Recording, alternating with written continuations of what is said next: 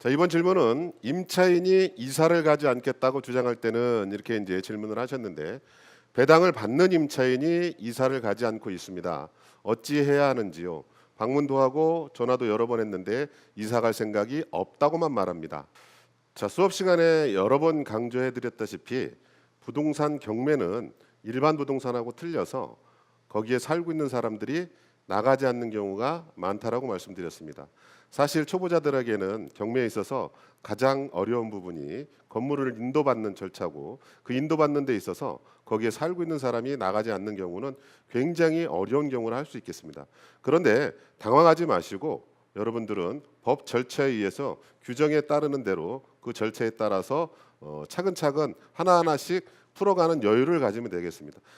초보자들 입장에서는 빨리 그 집을 인도받아야겠다는 어떤 그런 일념 때문에 상대방하고 마찰도 많이 이루어지고, 그 다음에 또 어려운 상황이 맞닥뜨리게 되는데 전혀 그럴 필요 없이 순리적으로 풀어나가면 됩니다. 자, 이 지금 질문에서 배당받는 임차인이라는 표현이 있습니다.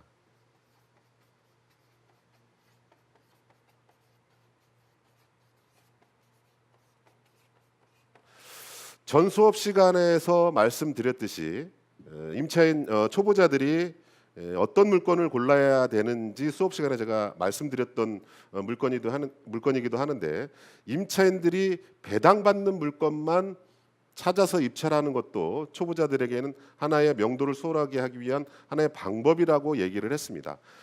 법원은 낙찰된 집에 일일이 찾아다니면서 그 집을 비워줬는지 확인할 수가 없습니다.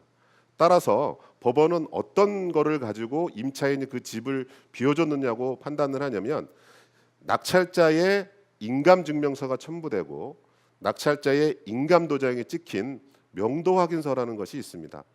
따라서 임차인은 배당기일에 법원에 배당받으러 갔을 때 낙찰자의 인감증명서가 포함되고 인감도장이 찍힌 명도확인서가 제출되지 않으면 절대로 법원은 임차보증금을 배당해주지 않습니다.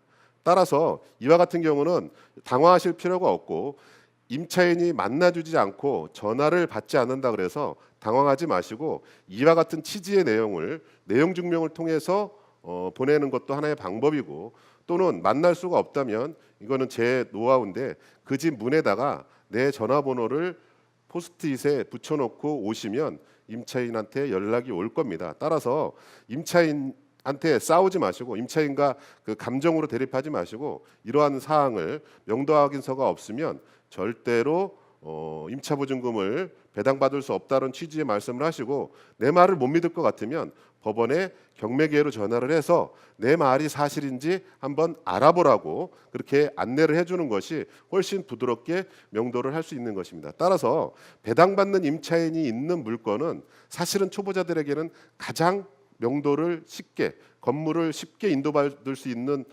물건이기 때문에 배당받는 임차인이 있을 때는 명도에 대해서 그렇게 두려움을 가지시지 않아도 될 것으로 사료됩니다.